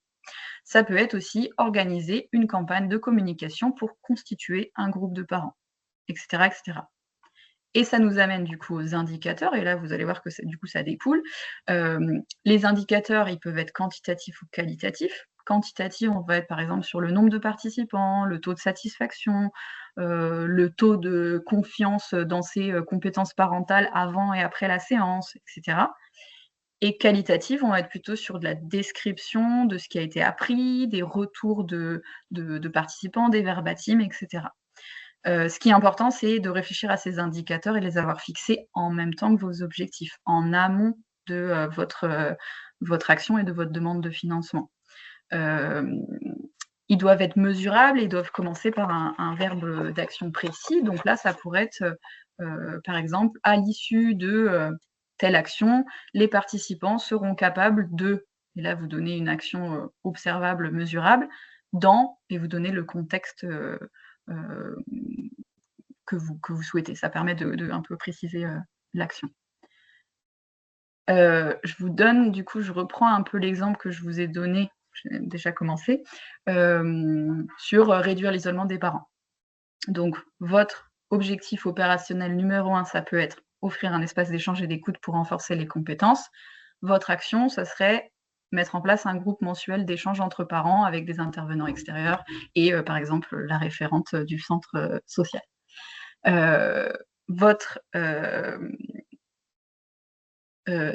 C'était l'objectif spécifique. Je me suis un peu mélangé les pinceaux. Ensuite, l'objectif opérationnel numéro 1, ça serait par exemple organiser une séance mensuelle avec un intervenant qualifié. Et là, vos indicateurs, c'est bon, bah voilà, moi je sais que je voudrais faire 10 séances par an, il y a les mois d'été, donc on va éviter les mois d'été. Donc c'est ça mon objectif. Et un deuxième indicateur et objectif, ça peut être, bah, je voudrais que 70% des parents présents se sentent plus confiants ça dépend de votre thème, à l'issue de l'atelier ou de la séance. Pareil, votre deuxième objectif opérationnel, ça pourrait être de mettre en place un recueil anonyme des retours à la fin de chaque séance. Et là, vous avez indicateur, 80% des parents considèrent les échanges qui ont lieu comme utiles et enrichissants. Et donc ça, c'est intéressant, mais par contre, il ne faut pas que ce soit que ça. Là, on est toujours sur des questions un peu oui, non, et et qui ne vont pas vous apporter beaucoup de matière. Mais par exemple, à l'issue de chaque séance, chaque parent saura citer 2 éléments concrets qu'il leur a été utile d'apprendre ou de réaffirmer et ou qu'ils souhaitent mettre en place dans leur fonction parentale.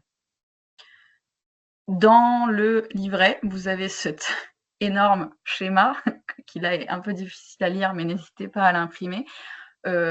J'espère qu'il sera clair. C'est un exemple sur lequel j'ai travaillé. Moi, c'est quelque chose j'aurais aimé avoir, donc c'est pour ça que j'ai essayé de le rédiger, qui reprend en fait un exemple. Donc là, c'est celui que j'ai commencé à vous décrire, avec objectif général, action, objectif spécifique, objectif opérationnel et indicateur. Moi, je sais que si je dois écrire un projet, j'aurais envie de retourner sur ce schéma-là pour revérifier et comparer un peu, ah tiens, ou essayer de s'inspirer. J'espère que ça vous sera utile et que ce sera clair. On ne va pas le détailler plus pour le moment. Je retourne sur la conversation parce que du coup, Oui, il y a 2 petites questions en effet. voilà. C'était sur les objectifs généraux, la question de c'est-à-dire que, ce que cela va produire, c'est que ça va produire sur le long terme. Pardon, j'ai pas compris la question, excuse-moi. La question c'est excuse-moi, c'est-à-dire ce que cela va produire sur le long terme, c'est au moment où tu parlais des objectifs de l'objectif général. Mmh. Et donc la question c'est est-ce que c'est sur le long terme? Voilà, est-ce que c'est ce qui va se produire sur le long terme? Ah bah oui, là, l'objectif général, si c'est réduire l'isolement, des parents, c'est quelque chose qui va être plus sur du long terme et qui n'est pas que dans vos mains. Mais vraiment l'objectif général, c'est juste votre principe guide et certainement que par moment dans vos actions, il est très implicite. C'est-à-dire que vous l'avez pas forcément écrit sur le papier. Mais ça reste important de le formuler, de se le rappeler parce que ce qui est évident pour vous ne l'est pas forcément pour toute votre équipe, ne l'est pas forcément pour le financeur, ne l'est pas forcément du coup pour le parent et ça permet, aussi une fois qu'il est formulé, écrit sur le papier, de pouvoir y retourner.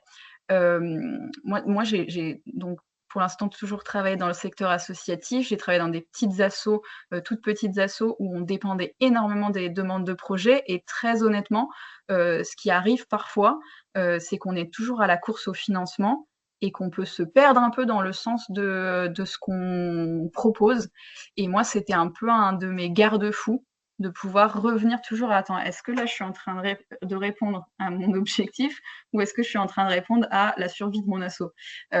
Voilà, je donne cet exemple juste un peu caricatural, mais pour se rappeler aussi à quoi ça peut servir de manière plus large. Je ne sais pas si ça répond à la question.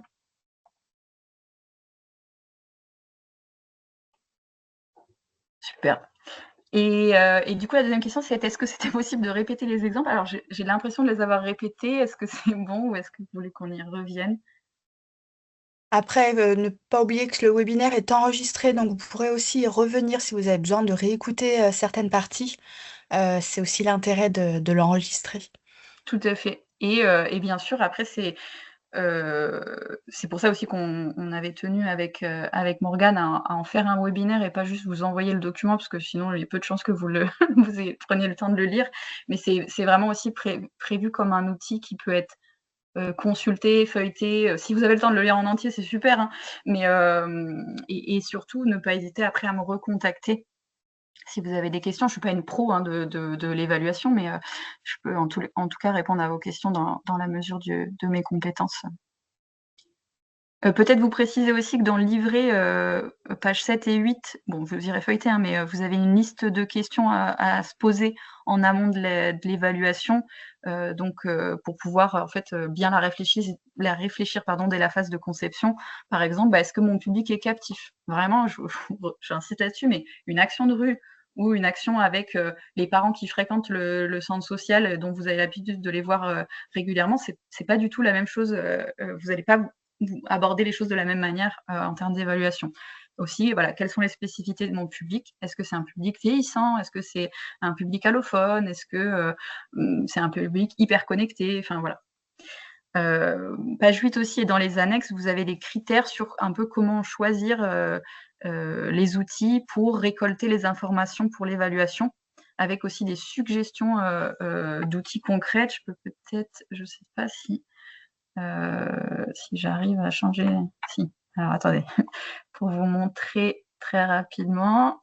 Ça y est, je me perds dans tous mes écrans. J'arrête le partage, je recommence. Et là, c'est le livret. Hop, c'est juste pour vous montrer rapidement. Voilà, vous avez, moi, c'est ce que j'ai voulu vous proposer, c'est des outils très concrets avec une description et voilà des petits outils que vous pouvez imprimer, que vous pouvez réutiliser.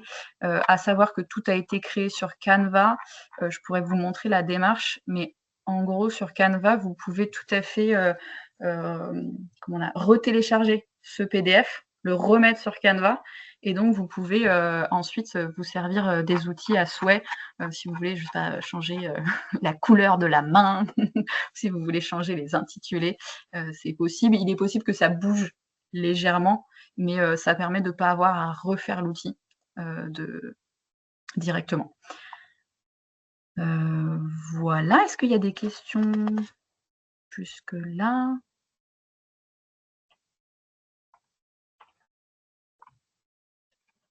Ça a l'air d'aller. Oui, ouais, ça a l'air d'être bon. Je vais repartager mon écran. Et maintenant, comme vous avez été pour le moment beaucoup dans une posture d'écoute, je vais vous mettre au travail pour que ce soit un peu vous qui bossiez aussi. Et surtout, c'est pour moi, l'évaluation, c'est quelque chose qui se pratique. Il y en a qui font ça certainement depuis des années, hein. Peut-être que je ne suis pas en train de réinventer l'eau chaude, mais plus on prend du temps pour le faire sérieusement, plus on développe de compétences et plus c'est facile les fois suivantes, parce qu'en fait, on va adopter des réflexes, parce qu'on va reprendre son projet de l'année dernière et dire « Ah, mais ça, c'était vachement bien, j'ai vachement bien bossé. » Donc, je vais vous mettre au travail en petits groupes. Alors, attendez, ma souris. Où est-ce que j'ai mes deux écrans et la souris a disparu. Ça y est, j'y suis.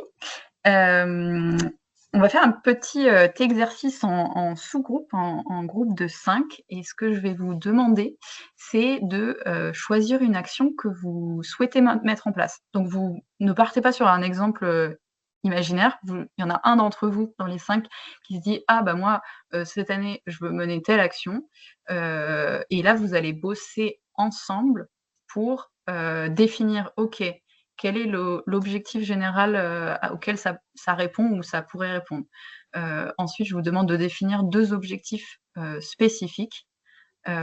Ensuite, pour un des 2 objectifs spécifiques au moins, si vous avez le temps de faire les 2, c'est super, de définir 3 objectifs opérationnels.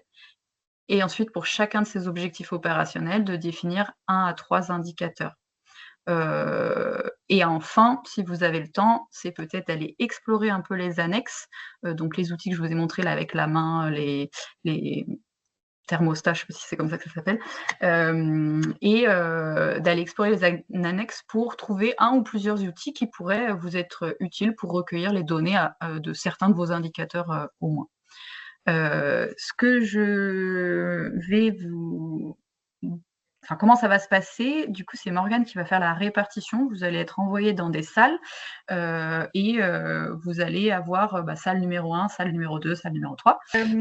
Ok, merci de vous être prêté à cet exercice. J'espère que ça s'est bien passé. C'est dans un timing très restreint, donc évidemment pas évident, mais à mener. Il nous reste une dizaine de minutes. Peut-être plutôt que de montrer un exemple, je voulais vous demander qu'est-ce qui vous a semblé le plus compliqué? Est-ce qu'il y a des choses qui vous ont posé des questions dans cet exercice? Et est-ce que vous avez des questions en général sur ce livret d'évaluation ou sur l'évaluation en général? N'hésitez pas à ouvrir vos micros, et si jamais vous ne pouvez pas l'ouvrir, à mettre quelque chose dans la conversation. Et effectivement, Christian, c'est un peu court, un quart d'heure pour travailler sur ce sujet à plusieurs, je suis bien d'accord. Donc, juste ce que je veux dire pour l'avoir vécu, on fait beaucoup de visio aussi, et j'avais fait un sondage directement à l'issue de la visio, puisque ça, c'est des choses qu'il est possible de faire. Le problème, c'est qu'on n'a aucune image. Et quand j'ai mis les niveaux de satisfaction avec très satisfait, satisfait, peu satisfait, et puis un peu insatisfait et très insatisfait, ben, je me suis aperçu que j'avais des réponses qui étaient complètement aberrantes en fonction du ressenti des gens, parce qu'il n'y avait pas les images qui montraient la satisfaction ou autre. Donc, et comment s'adresser à un public où il y avait beaucoup de dyslexiques, je crois que les images sont importantes pour un niveau de satisfaction, de façon à ce que les gens ne se trompent pas. Oui, tout à fait. Merci pour ce retour. Effectivement, l'adaptation enfin, le choix des outils, il est très important et parfois on se plante. Parfois, c'est parce qu'on n'avait pas toutes les données. Moi, ça m'est arrivé d'animer un atelier, de ne pas savoir quel était mon public, on m'avait pas prévenu, et c'était un public malvoyant. Autant vous dire que j'ai eu un gros moment de solitude parce que c'était absolument pas adapté à un public malvoyant. Donc parfois, on va apprendre de nos erreurs, mais effectivement d'essayer de bien prendre en compte les potentielles, on va dire, limites de chacun, mais aussi les biais.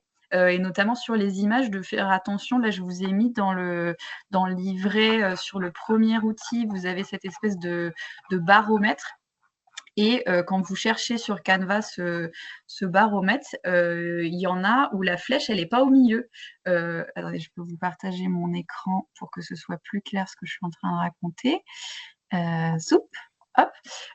Donc, je parle de ce baromètre-là. Et par exemple, le petit curseur va être, par exemple, à gauche ou à droite. Et évidemment que ça, c'est un biais. Je pense qu'on parle de biais cognitif, qui va influencer en fait la réponse des participants. Donc, c'est des petites choses à considérer.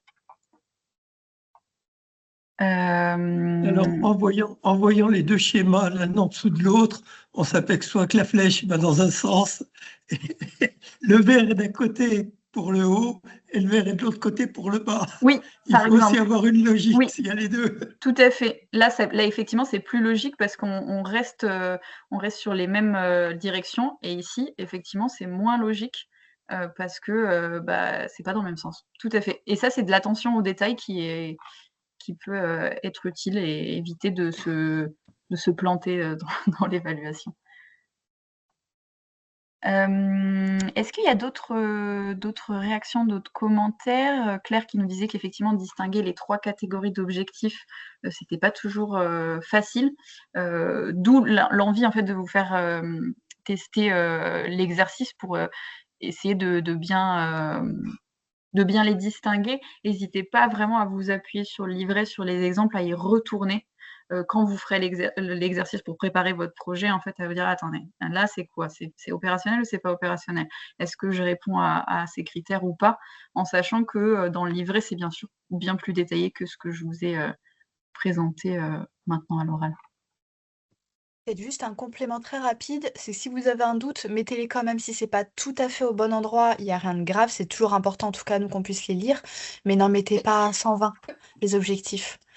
Faites pas un gros pot parce qu'au final on en a lu 5 et au 6e, au 7e on sait déjà plus ce que vous voulez faire. Donc voilà, c'est important d'être quand même précis et si c'est pas tout à fait au bon endroit du dossier, c'est pas très très grave non plus. Vous faites au mieux avec ce que vous pensez être le plus juste.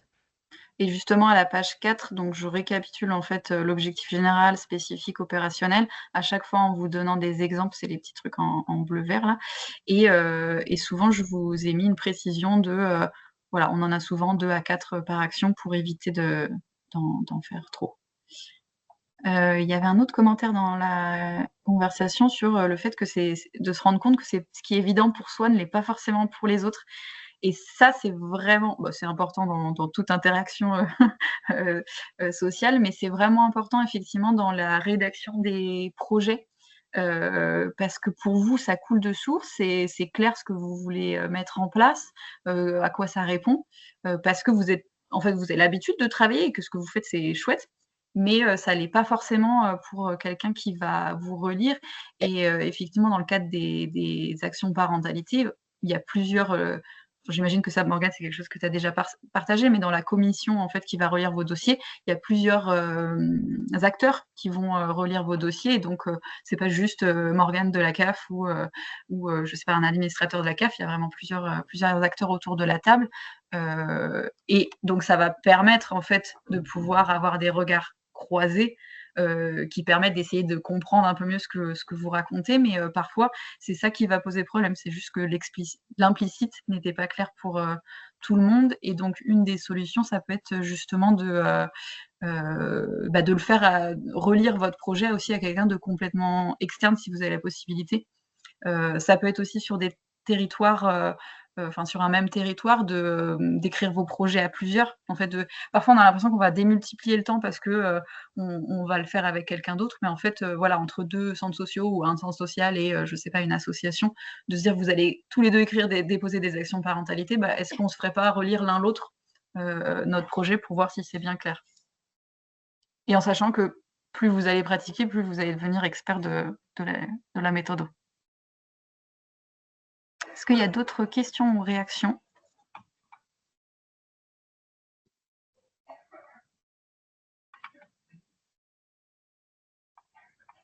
Ça a l'air d'aller.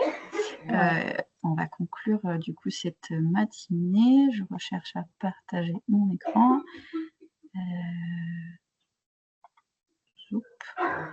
Hop. Et normalement, vous devriez voir la présentation. Oui. Super. En résumé, 4 étapes clés. Tout à fait.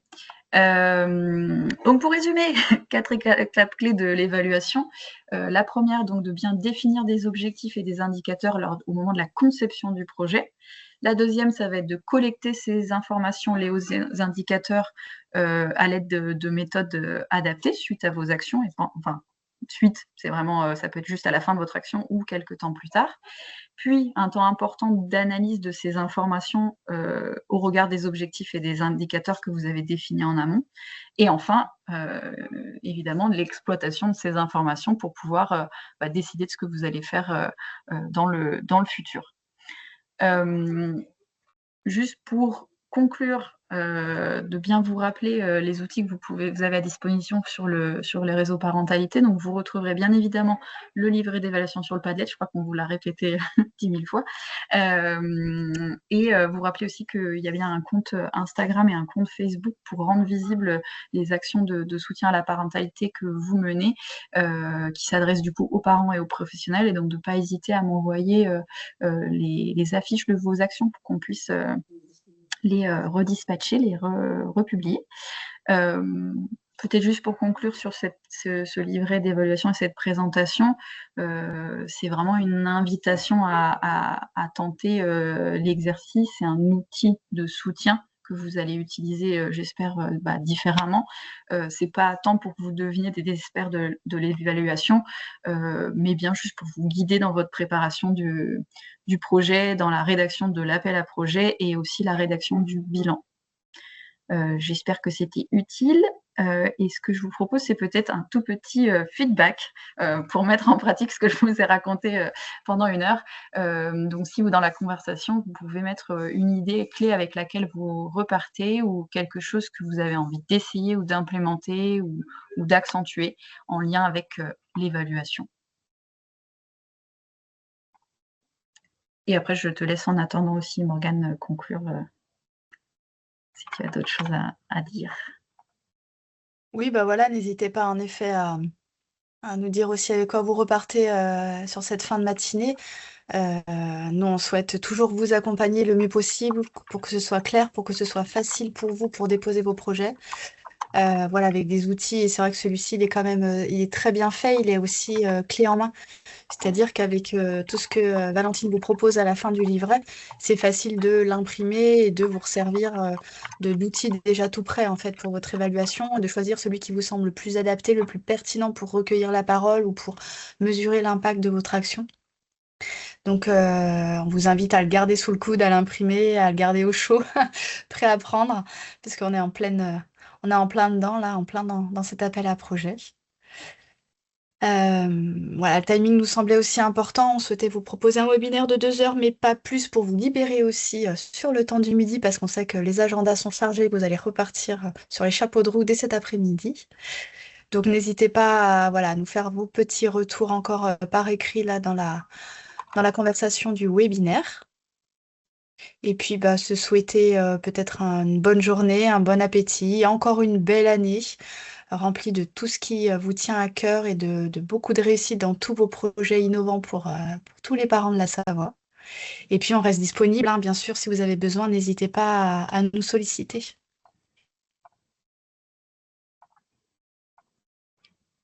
Et peut-être je peux en profiter pendant qu'il y a Ouais, c'est en train d'arriver. des derniers retours et comme ça, ce sera dans le webinaire, donc vous pourrez y revenir. C'est, je vous avais parlé de vous montrer en direct comment est-ce qu'on remet sur Canva. Hop, comme ça, c'est assez rapide. Vous allez du coup sur votre, faut avoir un compte évidemment Canva. Ici, en haut à droite, vous avez ajouter des nouveaux éléments, puis importer des fichiers. Et là, par exemple, donc je clique sur le livret d'évaluation, ça va me l'importer.